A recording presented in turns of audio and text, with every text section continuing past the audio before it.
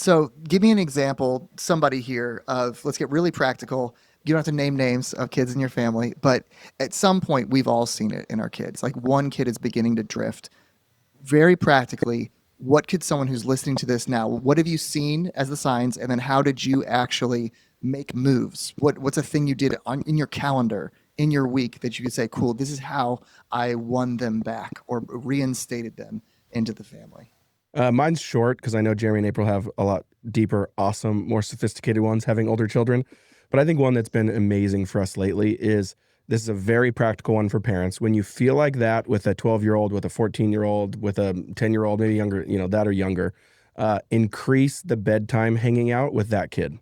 That's something that's been big for us. I've just noticed that is a direct one-to-one correlation. If I'm having a very challenging time with a kid and it feels like there's a disconnection brewing, then they get more bedtime hangout time. And so maybe the other kids get 2, 3, 4, 5 minutes. Hey, I'm going to tuck you in. I'm going to pray for you. I love you. Good night. But this kid will get 30 minutes. This kid will get, we're going to read a book every night. We're going to read a chapter of the Bible. We're just going to tell jokes. We're going to ask Alexa to give us trivia or whatever, all these different things. And if you're doing that 30, 40 minutes at night for weeks on end, it just works. It just works. Bedtimes, kids are soft. Their hearts are soft. They go to bed in peace. They go to bed in relational connection. It changes how they wake up, even to the point where I've noticed recently. So one of the kids in our family, this would be a season that was really recent. And we started, we always do read aloud, but I said, hey, we're going to read Narnia or Treasure Island or something like that every night, a chapter, just me and you. You pick the book, we'll do it. I'm in, I'll read as much as you want. And we would do that every single night. And then a couple days into it, there was like a disciplinary moment that came up. And so we just had a conversation of that was not about that. It was just during the day about something else. And I was like, okay, hey, what do you think is a fair discipline for that? And she was kind of sad about running or this or that or all these different things that we have to do. But she specifically said, hey, you're not going to take away reading at night, are you? And I was like, man, of course not. But it was interesting that was a very, very, very special, fragile, sensitive, gentle reward for her. And so I was like, man, I don't even want that to ever even be in the bucket of it. Maybe if I'm disciplining you, we'll read 2 books. I don't know. Yeah. But that, I think, increased bedtime is my biggest tip. And I think that's a one that you definitely see ROI on. Awesome. Jeremy, April? Yeah, I think early on, helping them in an age appropriate way, understand that this is a spiritual battle. I think with several of ours, we've had to teach them how to do battle. And that's kind of like even a new phrase for me. I didn't grow up necessarily doing that, but just the idea of I have to choose, I have to use my will, and I have to choose to say no to what the enemy's saying to me right now. I want to say, I'm awful, I'm terrible, I'm ugly, I'm the worst one, I don't fit, I don't belong.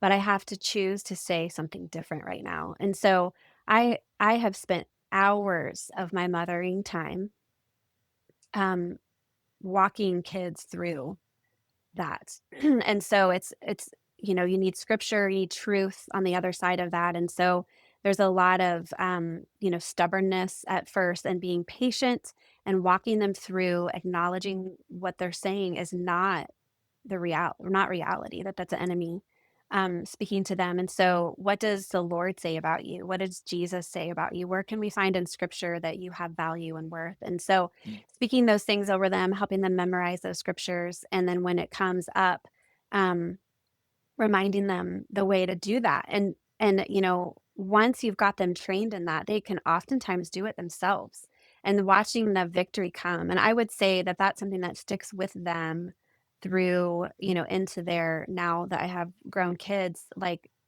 we always have to fight the enemy. He's always going to come after us. And so this isn't just a childhood thing, but needing to have that skill of learning how to fight the enemy has been very, very helpful. Excellent.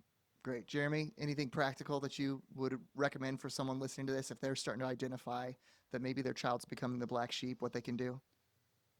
Yeah, definitely this idea that you got to increase the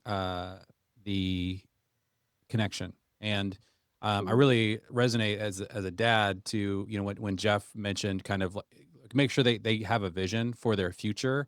A lot of times the enemy is lying to them about how things are a dynamic that's happening in the family right now. And sometimes you have to speak directly into that dynamic. And one of the tricky things is that when somebody feels disconnected, sometimes we're tempted to pull away from our child, particularly the dad. I think sometimes dads are like, Mm. oh, I'm getting all the success and I feel really good and competent. As men, we love to feel competent. I feel so competent when I spend time with these 2 or 3 kids. This one's a puzzle for me and kind of gets under my skin. I'm going to sort of subtly like pull away from that child. That is a disaster. That is a black sheep ready to happen. You have to have the opposite instinct. I am not going to lose any of my kids. And if I feel disconnected from one of my kids, I lean in. I spend more time. I get it. I get more involved. I get more engaged. I try to understand what's going on in their heart, and I try to create that connection. So that I would say that make sure that you have that instinct that I'm always aware of who I feel the most disconnected from right now, and that's the child I'm most likely to lean into during that week, that month. I'm going to practically do things to spend time with them, whether it's more one-on-ones, more that those conversations with like around bedtime, taking them on a special trip, taking them on a business trip. Like they should feel your presence more. And you need to say not just with your words, but with your actions. Like my heart is for you. I love you.